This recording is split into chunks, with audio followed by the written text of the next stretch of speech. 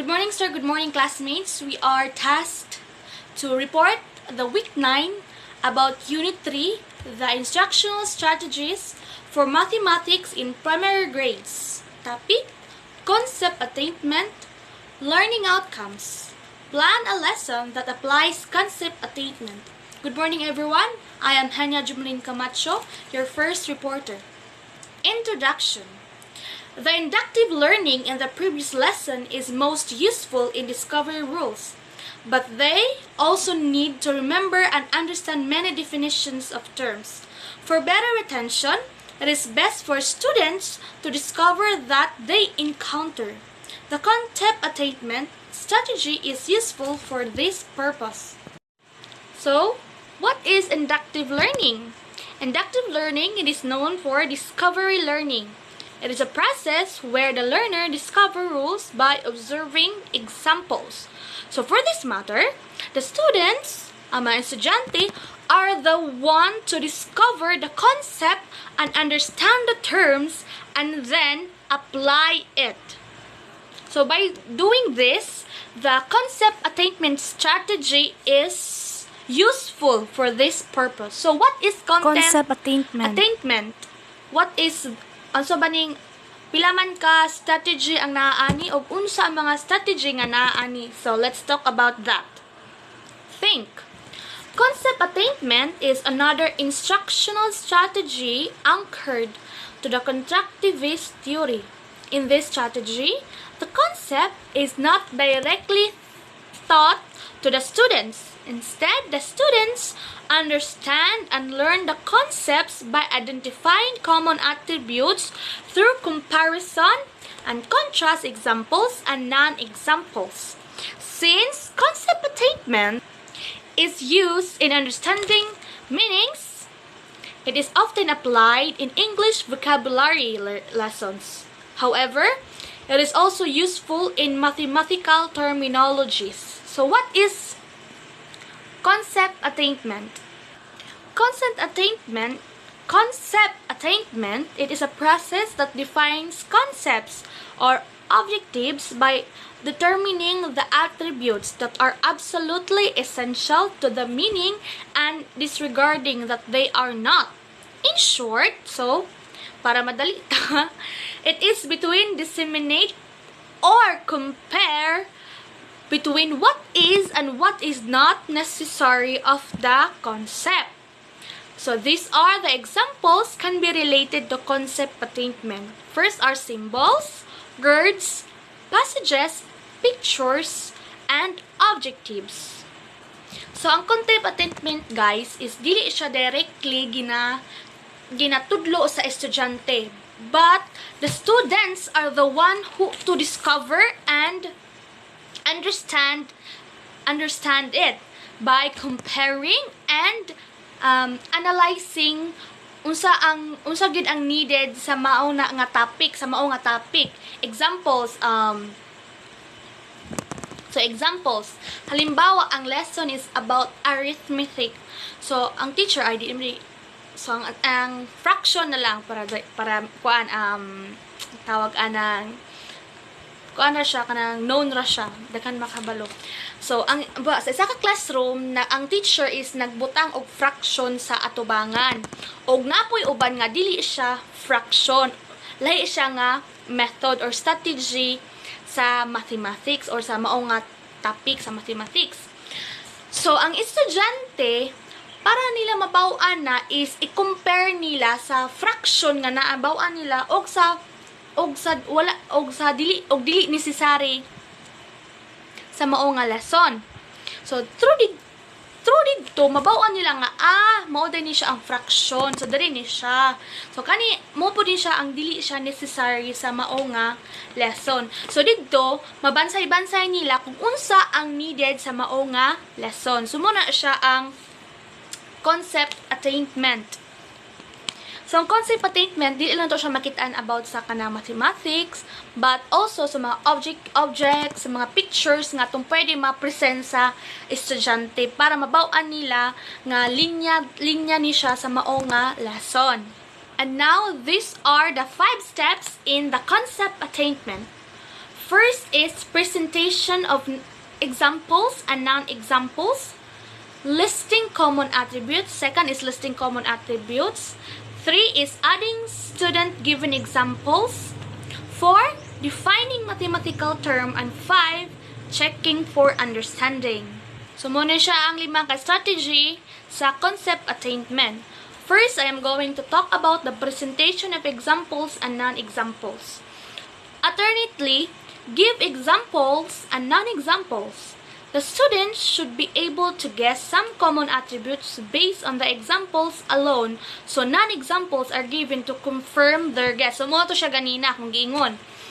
Ang teacher is mag-present siya og examples nga linya sa lesson. Halimbawa, circles. So, mag-present ang teacher sa mga things or objects or pictures nga about circles. O maghatag po ang teacher isa ka example pero dili siya about sa circle. So, didto mabawan sa estudyante kung linya ba siya sa. So, ma-compare sa estudyante kung unsa ang needed og necessary lang sa mao nga lesson. So, makabalo sila nga kani circles ni kani dili siya sa circles na ang gi-present sa teacher is square. So, malay-lahi gid siya. Dito ma-confirm nila nga mao ni siya ang objects or pictures nga needed sa mao nga lesson. And now we are going to talk about the listing of common attributes. List of common attributes by the students. This may be done as a whole class or by pairs. Traits first. Some listed attributes may be later across out as a listing of common examples and non-examples. So what is listing of common attributes? What is common attributes? So some common attributes is something that you already have. So pasabot mag-ana ang teacher nga, okay class, what is fraction? So ang estudyante mabaw-an na niya daan kung unsa ang fraction. So makatag siya example, sir, mo ni ang fraction, ma'am, mo ni ang fraction. So muna na siya ang listing of common attributes. Bali mura siya og stock knowledge sa estudyante. Stock knowledge siya sa estudyante. Stock knowledge sa estudyante sa mao nga lesson. Thank you. Hi, good afternoon everyone. So this is a continuation of the concept attainment which Hania have discussed earlier, and I will be continuing the other 3 steps on how to have a concept attainment strategy. So the third one is adding student given examples. So we can ask the students to provide their own examples based on the listed attributes, then confirm whether their suggestion is indeed an example. Based on the students' answers, some of the attributes may be revised to make them clear for the students. So in this step, we need to, after the discussion, we can ask the students if they can add more so that we can check if what they have in mind is in line to the topic that we discussed. Moving on, we have the 4th step, which is defining mathematical term. Okay. So in this step, help the students come up with a word or phrase for the concept. The exact term may not come from them, especially when it is too technical. For example, polyhedron. And then the etymology of the word may be derived from them, like many polygonal faces. So in the fourth step, we need to make sure that our students fully understand what these words are, the words that are new to them, or bago sa ilang pandungog, para dili sila ma-confuse. Okay, the last step, we have checking of understanding. To verify that the students have understand the concept, give them a list and ask them whether each item on it is an example of a non-example. So the last one, we need to make sure that they fully understand that what we are presenting by letting them answer some question, or we can also have a short quiz. And when we are using these activities, we can determine if they are paying attention to what we are discussing. So now we have an example lesson plan. We have here the topic, which is square, grade level 1, and then target learning competency.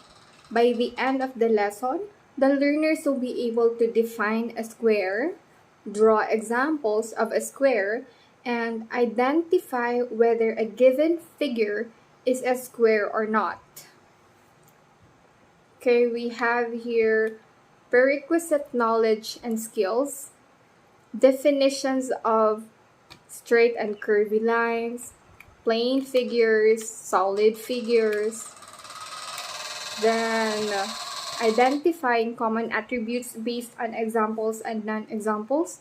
So we must tell the students that they will be detectives for today, and their goal is to discover the common characteristic of the figures which will be shown to them. Okay, so as you can see on this presentation, we put in some examples and non-examples of the shapes. So below are the expected common attributes that the students will provide, refined through the batches. Ask guide questions if the students do not arrive at these. So we have here batch 1, which is the column, let's say column A and then column B. So number 1, made of straight lines, no curvy lines like on the other example. And then the second number, it has 4 sides. The third one, the sides have equal length. And then fourth, all of the angles are right. The last one, it is a plane figure. Okay, so defining the mathematical form. We need to lead the students to agree that a square is a 4-sided plane figure whose side lengths and angle measures are equal. Checking of understanding. We need to show them 10 real objects and let the students identify each as a square or not. And that would be all. Thank you for listening.